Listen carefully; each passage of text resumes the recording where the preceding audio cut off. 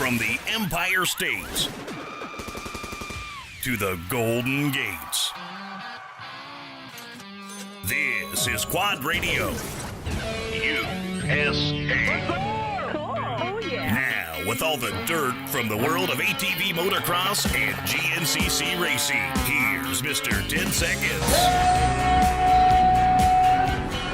Rodney Tomlin.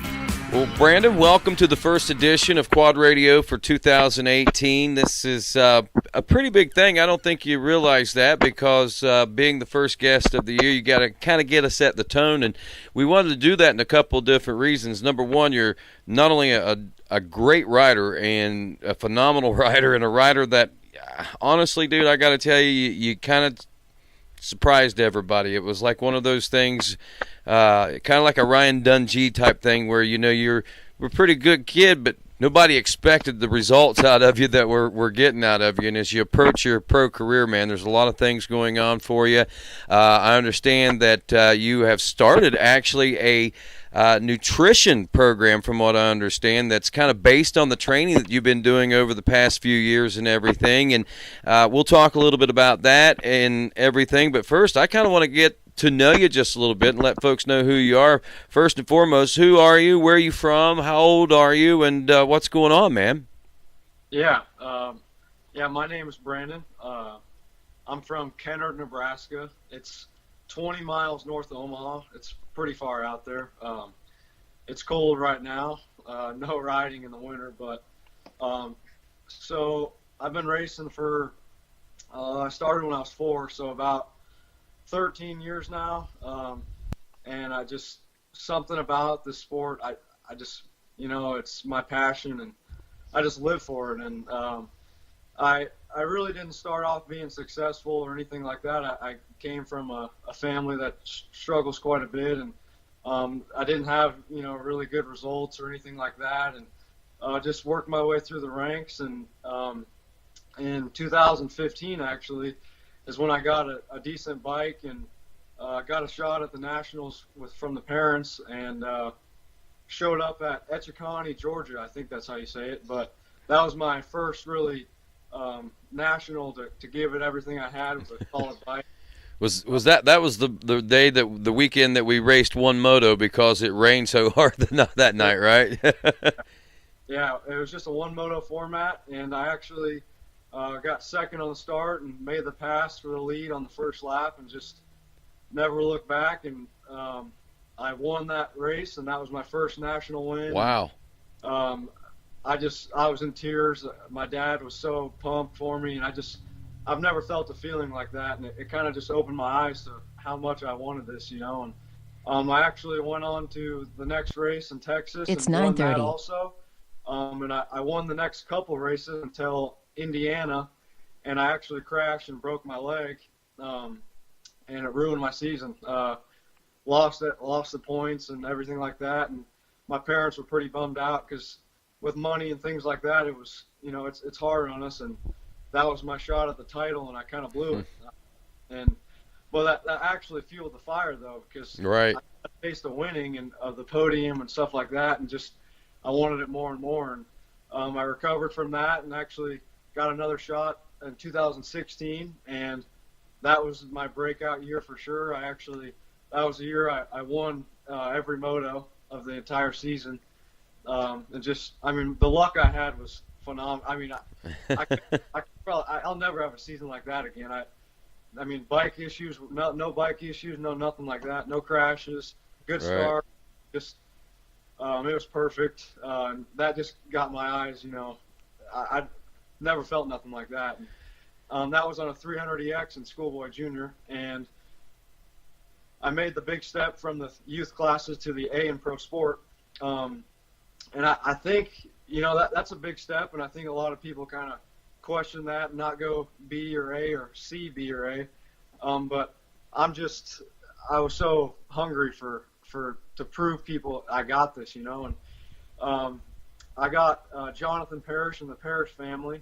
I got in contact with them and got hooked up through them, and they helped me out in 2017. And I got down there in Texas early on and started testing with bikes and race bike and practice bike, and rode, as much as I could and stepped up the training and the dieting, because that's when the dieting kind of started, and figuring things out with my body. And I just wanted everything to be perfect because, with Parrish behind me, I didn't want to fail. I had no excuses, and he was going to be there for me, and I knew that, and I wanted to do big things for him. And the season went all right. I definitely am disappointed in it. I'm very inconsistent. I got a couple wins, but that's not what I wanted. I wanted to do good overall in points for him, and I did not end up doing that well. And I'm pumped with the wins I got. It definitely boosted my confidence, but my starts, it wasn't anything with my bike setup or nothing. Honestly, it was just me. I wasn't ready for the starts, and the full gates and the competition, with Noah and Hayden and all those guys. Everybody's fast in those classes, and that's what I wanted. But I just, my starts weren't there. I'm not blaming it on just the starts, so I could have picked it up for sure. And but that definitely fueled the fire more for this season, and the crashes and the inconsistency. It's something I definitely have to work on, and that's what we're working on, and that's why I'm really excited for the new year. Well, that's awesome, and I do want to talk about the new year. One other question is, now, do you come from a racing family? Is there a lot of folks that race in your family, or? Yeah, I started because my cousin raced. I just went to a race that he had, and thought I want to try that too. And my brother races dirt bikes. I have a twin, and he's doing pretty good. He's still training and riding and trying to make it big on the dirt bike side. He made it to Loretta's this year in the B class in schoolboy, I believe, and he ended up crashing. I guess it runs in the family. I know how hard he pushes, and we push each other, and yeah, we crash, but you learn every time you do end up tipping over, or, something, and you just got to keep learning from it. Exactly. No, I knew that. I wanted to hear about that. Now, you guys look a lot alike. I think I talked to your brother down at Loretta's this past year, right? Yeah. Yep. He was there. Yeah, I thought so. But that's great, man. And the opportunity that you have to go on four wheels and he on two. Now, I guess the big question here is, how did you guys decide to go different directions there, I guess? Yeah. We both started on four-wheelers, and he used to beat me every race, and then we went to a race in Missouri, and we were about 8, and he crashed and broke his arm. And after that, he called it quits. He said he didn't want to ride four-wheelers anymore, and he got a CRF 50 dirt bike, and I got to try it too. And actually, when I got on mine, the throttle stuck. I ended up cracking my head open on my dad's tailgate and said, I don't want to touch another dirt bike, so I'm going to stay four-wheeler. He went that route. That's funny. Well, that's awesome, man, and I'm glad that you guys both got to experience both worlds. You kind of both of you kind of cross over and can bring a lot to both worlds, I think, and I think that's neat. But yeah, here we are getting ready to face 2018, and as the new season goes, as we were saying, there was one reason that we wanted to talk to you. At the beginning of the season, everybody's excited and amped up. We got new sponsors. We're getting ready to go. Everybody wants to know. But at the same time, we might want to ease into the season and think about things from a physical aspect and a nutritional aspect and things like that, from training and dieting and so forth. And I understand that you've got something going on. It's OTB, I understand? Yes. It's a little cheesy name, but On the Box Nutrition. I just came up with it with racing. I name. But yeah, I started to get into nutrition when I kind of experienced with training and stuff. And when I broke my leg, I knew that I couldn't keep, I had to give everything I had in the sport. And I feel like on the bike is important, but so is off the bike. There's nothing like going out on a 4 or 5 lap race, and on the 3rd lap you're tired and you can't push as hard as you could on the 1st lap. And that's when I started experimenting with training and how I would adapt for me on the track. And then I just started looking up stuff and getting a little bit of details. And I actually started doing my own testing around the Millville of this year with nutrition and seeing how my body likes certain foods and if I could see an impact or if I could pull off the track and know, okay, this is definitely something. And I also did a couple tests with hydration and the current macro splits. There's a whole bunch behind the nutrition side. And I've seen a lot of, results come off of doing one thing or doing the other thing along with the hydration. And then on top of all the nutrition that you do, there's supplementing. Supplementation for athletes is huge. And I experimented with supplementing and what worked for me, what I could see benefited me, recovery. There's just so much behind it. And I experimented with a lot of it and back at home and with training and seeing how I'd feel when I rode. And that's basically how I got started into it. Right. Sounds like you've done a lot of homework. I hear you talking about recovery and obviously hydration and the nutrition and the training. I mean, you're right. It does all go together, and it seems like you've done a lot of research on this. And I take it, is this something that you're going to start offering to other people to try and help them in their endeavors in the upcoming season? Yes, for sure. That's actually the plan. Right now, I'm actually helping a couple riders at the track. I got the Tremellans with Root River and Aaron Salinas. I've also got Troy Hill. I got Nick Crawford. There's a few people, and I've been speaking with a couple different people, but I'd definitely like to expand and just help anybody that I can because I think it's very important, and I'd like to see the riders benefit the way I felt benefits, and it was definitely impactful. Right, and this is kind of ground floor stuff right now. I mean, this is grassroots stuff that you're doing. You're kind of beginning to build things. I just heard about this in the last few days, to be honest with you, and it sounds like it's really only been in the process basically over the course of the last year or so. So it's neat. I think it's a great idea. I think it's something that a lot of people can benefit from, and I'm glad to see that somebody's stepping up, and it's good to see that you recognize what's going on there, and you did a lot of your own self-experimentations and things like that. So through all this, Brandon, I guess one of the questions as, I think about this, I don't want you to give any of the secrets or anything like that away, but if you had one bit of advice, free advice that you could pass along to the masses that you would like to instill basically as a grassroots part of everyone's nutrition as far as training and things like that go, what would that advice be? I would definitely my number one focus would be pre and post workout or moto nutrition. I think the biggest thing is, like, I would say carbohydrate and protein, obviously, but it's about finding that right split of how much of this and how much of that. So fueling up, basically making sure you're fueled up properly prior to the strenuous motos that you're getting ready to encounter. Yes, it's kind of like a car when you go to a gas station, you fill up. Well, when your body's about to go through, even a 5-lap moto, people think in 5 laps, it's not big of a deal. But when your heart rate gets over about 65% of your max, you start burning fuel.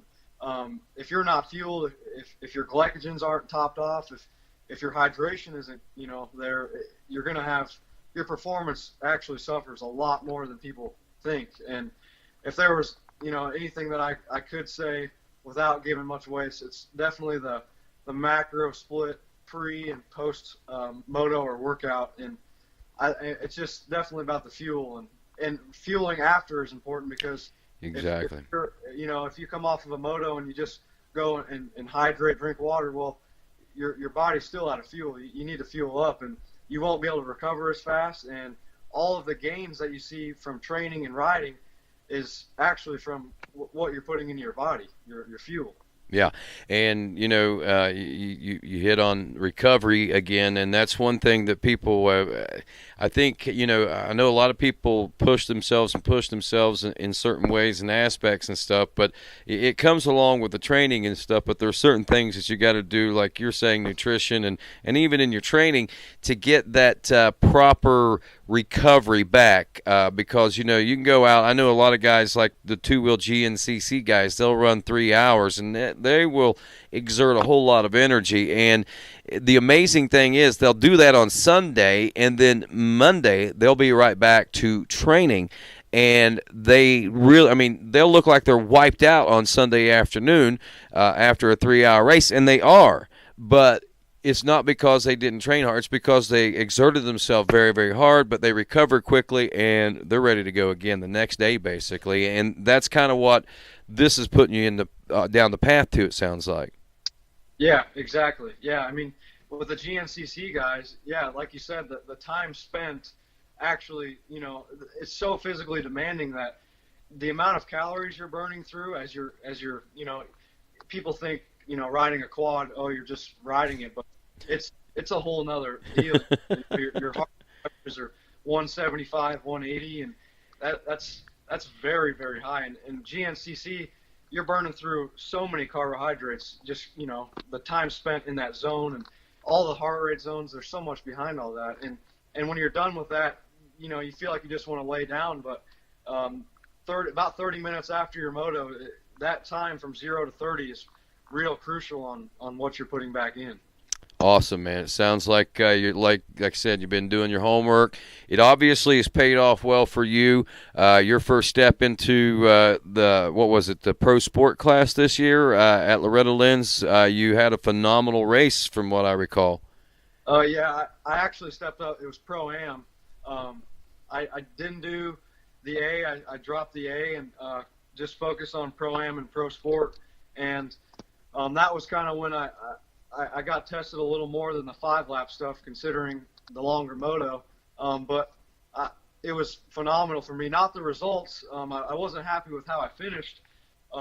But I made impact passes on the last couple laps and actually set my fastest lap on the last lap. And, I pulled off the track saying I ran out of laps, I thought, it felt real short. And that was huge for me, because if I felt like if I would have had, a good start and been up there with the top guys, I could have pushed, that extra step that I would need maybe, Mm-hmm. When you're coming down to the final laps, there's nothing worse than not being able to have that mental focus to, I need to hit this line and remember where, you want to make passes. And, there's so much mental focus that you need. And when you're not properly fueled or hydrated and you're 15 minutes into a moto at 180 beats per minute, you lose focus. You just look at the guy in front of you and you're riding. Or in my case, you have a heart attack and fall off and die. Yeah. But I'm sure I could reach that level again someday, Brandon. But that's awesome, man. So how do people get a hold of you to talk a little bit more about this and see where they fit into the program that you're building right now? I have a website. It's just www.ontheboxnutrition.com. I got some details there with plans and kind of how things work, and I have an email. It's ontheboxnutrition@gmail.com. You can contact me via phone number. I have Instagram, ontheboxnutrition. That's basically about it. I talk on a daily basis with the people I'm helping. It's mainly pretty personal. I like being on a personal level with them and making sure everything's correct and tracked and just seeing if we can definitely get some results, because I love to help. That's awesome, man. Keep me updated on the progress throughout the course of this upcoming season. I'll certainly be watching you on the racetrack, and I'll be interested to see how everyone else is doing that you're helping out there as well. So Happy New Year to you, and wishing you the best this year. All right, buddy? Yeah, thank you, Rodney. I really appreciate it. All righty. That's Brandon Hoag. I'm Rodney Tomlin. This is Quad Radio.